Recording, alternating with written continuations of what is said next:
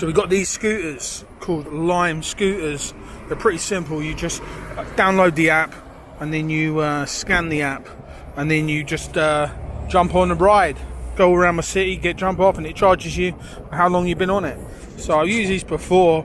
Last time I was in Poland, and it's just a convenient way to get around. So I'm going to rent one now and head to the old town. So this shows where all the scooters are, so you can just go to the nearest one. Now I'm just going to scan the barcode here, enable the camera access, yes. Low power mode, yes, yes. And then just scan that code, and now it's unlocking the bike. There we are, you hear that noise, and I'm good to go. Okay, let's get going to the old town. Now I'm finished, I've got where I'm going. Just press the lock button and ride. Now I've got to take a photo of where it is. 13 zloty. So 2.5 kilometers, 20 minutes. And that was 13 zloty. So I've come to a Christmas market. They're pretty popular in Warsaw. There's a few of them dotted around the city. These are all wooden chalets. They're selling winter accessories, local Polish delicacies. I've seen a lot of people selling wine, mulled wine. Maybe we'll give that a try in a moment. Some funky socks over here. Oh, witaj. I'm going to try this one. The red wine. Red wine, yes. Okay, let's try this one. Thank you.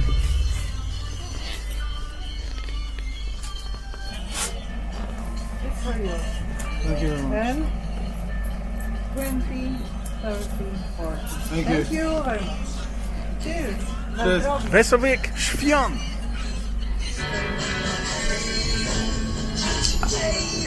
Jesus.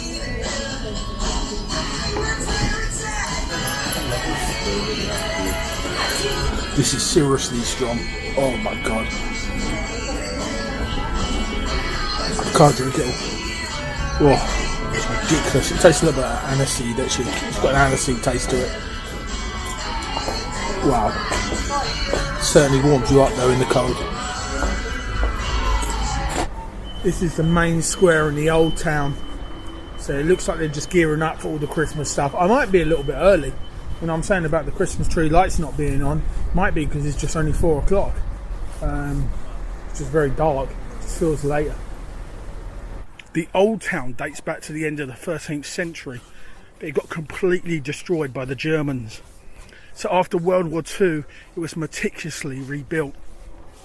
Just looking what to have for dinner. I realise it's only 4:30.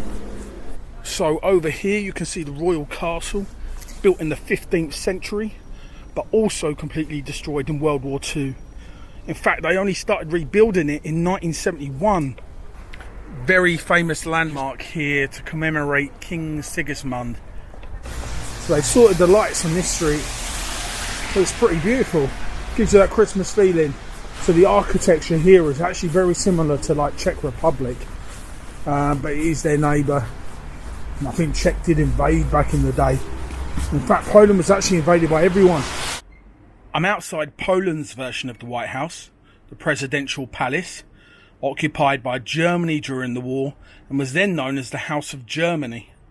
But since 1995, it's been the home of the sitting president, currently Andrzej Duda. In the middle here, you've got a statue dedicated to a Polish leader, Prince Joseph Poniatowski. And the recurring theme here, yes, you guessed it, the statue blown up by the Germans in the war. So a new one was built in Copenhagen and gifted to Poland by Denmark. There isn't too much security here for a presidential palace. I can see a soldier in a glass box over here. And that's about it. I've had to put on a beanie hat as well as a cap and my gloves. It's that cold here. In front of me we got the St. Joseph Church, which is nicely lit in the dark, and this is situated right next to the presidential palace. Just walking over to the statue of Cardinal Stefan Wyszynski, the former Archbishop of Warsaw, who opposed the communist regime and was credited with the survival of Polish Christianity. So he's looked upon as a bit of a hero in these ends. He passed away in the early 80s. Quite handy, right outside the apartment, I've got a nightclub and a bar. So it's probably going to be booming in the apartment till 7 a.m. At least maybe if it keeps me up, I can go down and have a few beers also. So this is where I'm staying. I've got an apartment on Airbnb.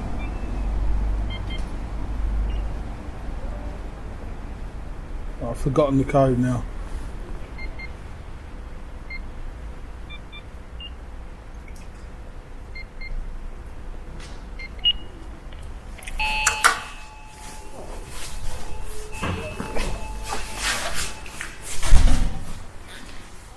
It's one of them really old lifts that you have like 3 people in and it's overweight.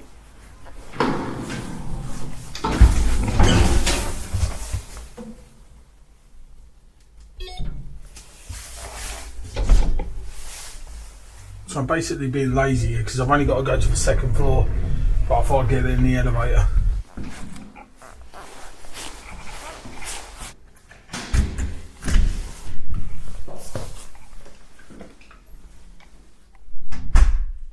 So I always try and travel light when I'm on the move, but this time my girlfriend's got me carrying 5 kilos of flour, which is a bit of a pain as it takes up most of my case.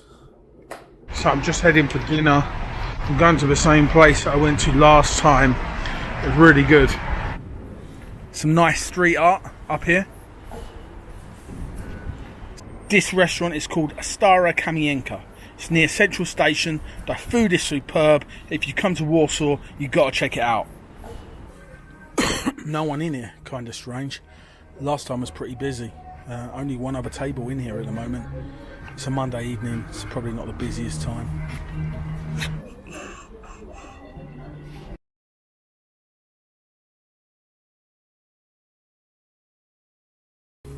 So this is a starter. It looks really nice. It's like sirloin strips with roasted almonds in truffle oil. So it looks really nice. Let's see what it tastes like.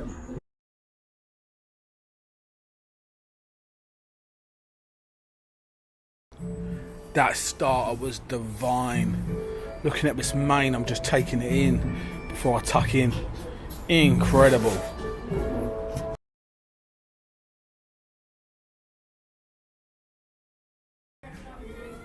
Mate, look at that.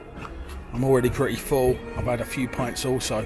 But the food is so good, I couldn't go without having dessert. A cup of Earl Grey going down nicely. Polished off with some cherry vodka.